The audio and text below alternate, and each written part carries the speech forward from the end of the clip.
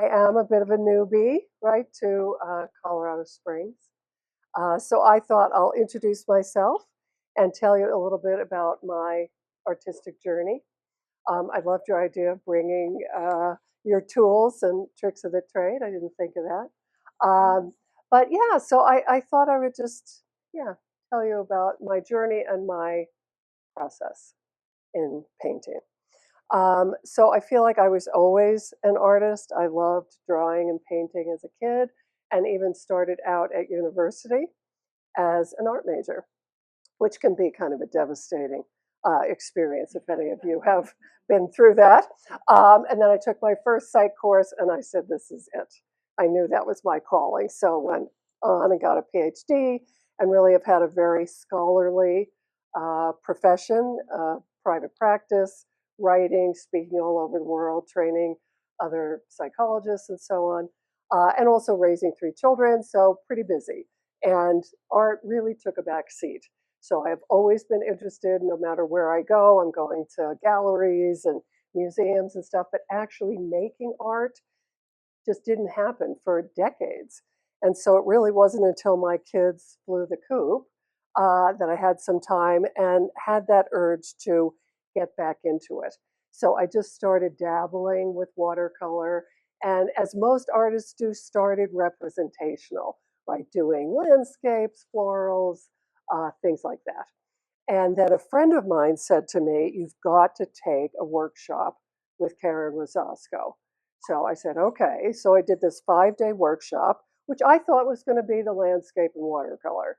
So I ended up going abstract either by design, right, on some greater level, right, or by mistake. So I go to this workshop and she starts bringing out these acrylics, which, what are these?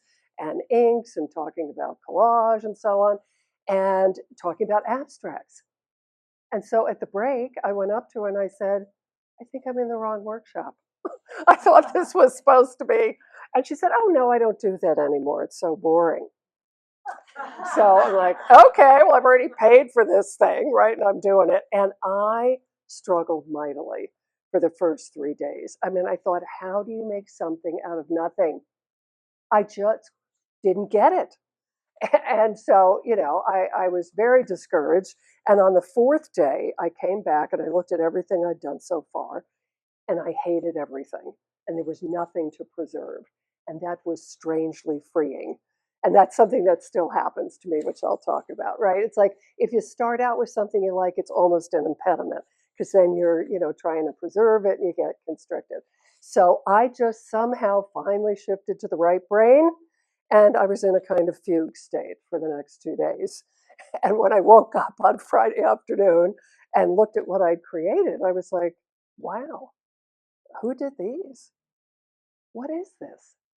Right? And again, it's not until later that I realized I got totally hooked and I thought, this is for me. And that it really is a relationship, right? Like Carol, I never start with a conscious idea about what I'm going to do, right? It's very intuitive. I love to make marks. I think that's so instinctual, right? We all want to make our marks somehow. Um, and I'll just start with something and then I respond to it. So it's this kind of call and response relationship. And then I, again, started to realize it's my unconscious speaking to me, right? I get surprised. It's like, what's this? Right? Where did this come from? And I love that. And obviously, that's the kind of work I do with patients, right? So again, it was years for me to realize that there really is a connection between the work I'm doing in my office with patients and what I'm doing on the canvas. Again, it has to do with digging through layers, bringing the dark to light, what is revealed, what's concealed, and again, a lot of contrast. As I think I mentioned in my statement, Freud said, we feel in the contrast, not in the state of things, right? Human beings can get used to anything, right? If you live in the sewer, you don't even smell it anymore, right? So it's something about the contrast. And again, it's not just light and dark, but you'll see I have some that are bold and bright and colorful, and then others that are quite neutral and quiet, opaque and transparent, large and small. But again, really for me, it's the intuitive and the intentional, the conscious and unconscious, and the conversation between those two that to me is really fascinating, exciting, and that's what this work is all about. And I use collage also, but I always make my own collage papers, and I love working on paper. And so, I started out that way and then graduated, to canvas and board. But I still love to play around with paper. And as you see, right, I'll include it on my paintings, and then it also gives a lot of texture. And yeah, so drawing, painting, collage, mixed media. Yeah, so that's my process. So I'm really interested to hear any questions, comments, reflections on the work, on the process. Right. So I see patients from all over the world, and they used to have to fly in to see me, which was expensive and time consuming. And now that it's gone online, even though I resisted that mightily and I thought it couldn't possibly be effective and so on, we were forced to, right, during COVID. And I was shocked by how effective it was. And now people who couldn't possibly travel that far are able to access it. Then also, I tend to, have lectures and seminars booked out at least a year in advance. And so people were already signed up. And then, we had the COVID. So I said, oh, let's just cancel them. And they said, well, we can't. People are already signed up. Can't you do a webinar? And again, it's like, oh, I really don't want to. But okay, I will try. But that over time, I really don't like for a number of reasons, right? I can have 200 people on the webinar. I can see 5 or 6 little squares, right? And then also as I'm scrolling through, well, because people are coming from around the world, and for some of them in Australia, it is the middle of the night, but they're rolled up on the couch and they're right, sort of watching. And I think it gives people the illusion that they're learning something, but they're really not. And like last week, I was just in San Diego for our international conference, and the difference of everybody being together in person was enormous. So I said, I'm not doing it anymore. And people have gotten very used to it, and they like it because they can be in their pajamas and but I thought I'm just not going to do it anymore. If you want to train with me, you got to come in person. So uh, my paintings are heavily influenced by the landscape, right, both inner and outer, even though it is often not conscious, right? So I'll just come, and you were saying like you might start with colors. Even with that, I'm not conscious about it. I'll just grab a color, right? I'm obviously drawn to it for some reason, right? So like all these purple, green, gold, it's like obviously, right? That is Colorado in the fall. And so also I feel like these are kind of winter paintings and that's kind of spring. So I am very influenced by the landscape and nature around me. This one I think of, I came from, uh, my house was right on the Atlantic Ocean. And so to me, that's water, that's the ocean. But yeah, it's, it is, even though, again, it's not necessarily conscious, right? I'll just see it, right, when it emerges. And that's what's so fun about working this way, right, is what somehow is emerging. Right. Again, I always start intuitively, but you have to become intentional at a certain point, right? What's working, what isn't, what's calling to you, what is a mess and needs to be. In fact, that painting there, and also the history, right? It's so interesting if we had an X-ray to see what's under there, looks nothing, whatever, like what is on the surface, right? And so again, I was working on this painting. I hated it. And again, I think it was very bold colors that, just weren't suiting me. And I went to the Home Depot. This is the other thing I thought I want to get some other, some tools, right?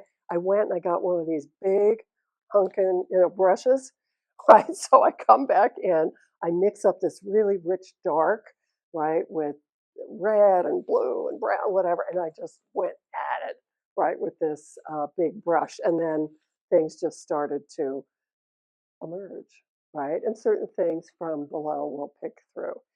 Um, but yeah, so you have to become intentional. What's working, what isn't? Is there balance? You're looking at the composition. You're looking again, is there enough contrast, enough interest, moving your eye around, all that kind of stuff. Yeah.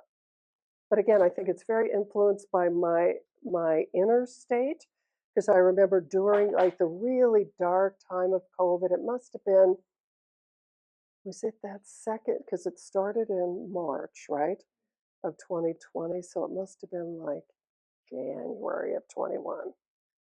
And I was like really stuck and feeling, ugh, right? And then I just went in and I started doing these very dark paintings with only a little light. And as that series went on, interestingly, it got light, the balance between dark and light. And that, again, was very much about my inner state at the time. Yeah. Wendy. Children and grandchildren. Yeah. So it was a pandemic move. My kids ended up moving out here. And my two grandsons, who were I guess 3 and 4 at the time. I was very, very close to. They had both been premature. I was with them in the NICU from day one, and I just thought I don't want to just visit a couple times a year. And since I mean, again, how interesting how life evolves. But because all my work had gone remote, I'm like I can go anywhere, so I will go too, right? Whereas if it had been the old days, I really have thought about that recently. That if it hadn't been COVID and my kids moved, I probably wouldn't have moved with them. Yeah. So yeah. Well, my son-in-law's best friend from college lives here and had been after them forever to come visit. And since my son-in-law's business was shut down for months at a time in Boston, they were really very strict there. I don't know about here. And they thought, well, what are we doing sitting in gloomy Boston? Let's go visit out there. We can now with Airbnb, they could just rent a place for a month or two. Well, of course, it's sunny every day, right? The boys they're hiking and biking, and then they see the price of everything is like half of what it is in Boston, right? So they said, you know what, we're going to move out here, right? It's a great place to raise kids, I think. Yeah. So I wanted to be close to them. So there's no other reason I would have moved to Colorado, I think. I mean, again, I think both with color and design, it's pretty much in my bones. And so, sometimes I have to be very conscious about it and I see things are, out of whack. But I think it's pretty innate for me at this point. And it's something that I see because I'm on these, artist Facebook pages or whatever, right? And with abstracts, I see this is what's missing in most abstract paintings, right? You have to have the same elements as in a realistic painting, right? You have to have the same value, contrast, right?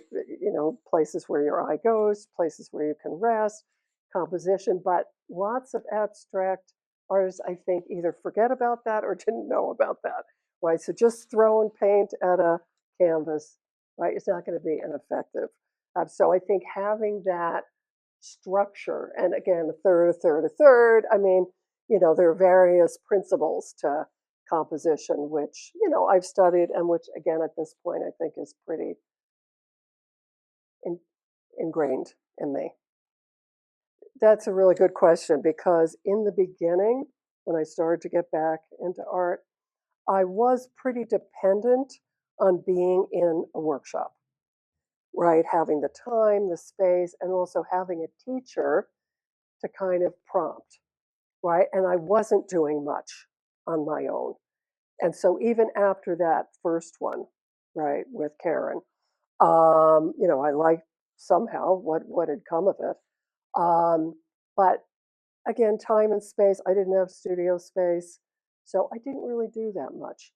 And I think the real big, huge change was taking the Creative Visionary program with Nicholas Wilton. So if anybody has done this, he is the best teacher. I don't actually love his work, right? But it doesn't matter, right? I've been to teachers where like I love their work and they're not good teachers, right? So really, it's this intensive program that's like an MFA. And again, it just so happened, this is so fascinating to me, these synchronies that happen. So I found out about him online, and I think it was January of 2020, right? Before the, okay. And this, I heard about this creative visionary program, and it was quite expensive and extensive. And I thought, I don't have time for this. And in fact, it was starting March 1st. I was going to be in Norway teaching, and how's this going to work? But somehow I felt very drawn to it. So I contacted them and said, I'm going to miss the beginning in March. Should I even take it? And they said, everything's recorded. You have access to it for a year. So I thought, okay, I'm just going to do it, having no idea when I would possibly have the time, right? I'm in Norway, and when I'm over there teaching, I'm absorbed. I don't even listen to the news. I didn't know what was going on. I was hearing something about a virus. I don't know. And then they basically say, Norway is closing tomorrow. Okay, you need to get out. Plus, I'm hearing this, sorry, but crazy stuff about Trump. I thought, maybe he'd close the borders and not let me back, right? So you couldn't get through to the airlines, right? I just went to and I got home. And then at that time, you had to be in quarantine for 2 weeks if you'd been in Europe. And I had Nicholas Wilton. I started painting every day, and I haven't stopped because he gave me really those nuts and bolts, right? About design, about value. Because up until then, I would make things that I knew worked and I really liked, but I couldn't tell you why it worked. And I also had paintings that I struggled with. They weren't working, but I didn't know why. And now I did, right? And it's like I could diagnose, okay? I knew what it was missing, what it needed. And so that really just took me to another. I have to really credit him for sure. Yeah, that did it. Nicholas Wilton. His website is art, the number two, arttolife.com. So go on to Art to Life, Nicholas Wilton. He's also extremely generous and shares a lot of stuff for free. So just go on to YouTube. And also, he has a huge platform. So when we finished that course, he contacted me and he said, oh, every week or every month, I post somebody else's painting. He said, I want to post yours. What's your Instagram handle? What's your website? I said, I don't have either one. Give me so I just had to rush and create something. And then also I thought, well, I'm just doing this for me. It's a great expressive outlet. And then when I was selling my house to move out here, my realtor called me after the first day and said, everybody's asking if they can buy these paintings, right? Because I did have a studio in that house. I'm like, really? And I sold 21 paintings in 3 days. So I said, oh, I guess they speak to people. And also at that point, I was making so many that it was like, okay, get them out, right? Which was in the past, I'd sort of hold on to it. And also because at that point you think, well, I'll never be able to make another one that's good, right? And so starting to have that confidence, right? I'll be able to create more things. So it's, yeah. A lot of people say they repeat the CDP every year. Some people do, and and then he gives you incentive, right? So it's expensive the first time, and then it's only like $500 to take it again. So I thought, oh, why not? I got very little out of it, actually. I mean, I got so much out of it the first time. And again, you're supposed to make 12 paintings over I think I made 50 or 60. I mean, there was no stopping me, like once I got these tools. So I felt like, yeah, I didn't really need it, or I'm moving on or something. Yeah. Have you taken it? Yeah, it's really worth it. The spark or whatever he does. Right. But it's really, if you're serious, taking that course, and there's so much content. Yeah, and you have access to it for a year. So I think it's really, really worthwhile. So if you think about it as an MFA, it's cheap. Yeah, I mean, to some extent, I would just say I think they're more sophisticated and refined. But what's interesting is when I look back now, in the beginning, I always had some kind of underlying structure, like almost a grid in a sense, like you can see it in some of these, right? And like the forest clearing, there's some, right? So there's loose, but then there are these. So I think over time I've gotten looser, um, but it's still there. And I sort of now sometimes I'll look back and say, oh, I kind of missed that. I don't know why I stopped doing that. Let me, you know. So yeah, it's just and bigger, definitely, right. So first of all, working on paper in the beginning only, and smaller, right? And in the beginning, I would be afraid to go bigger, right? But then at a certain point, it's like I really want to go big.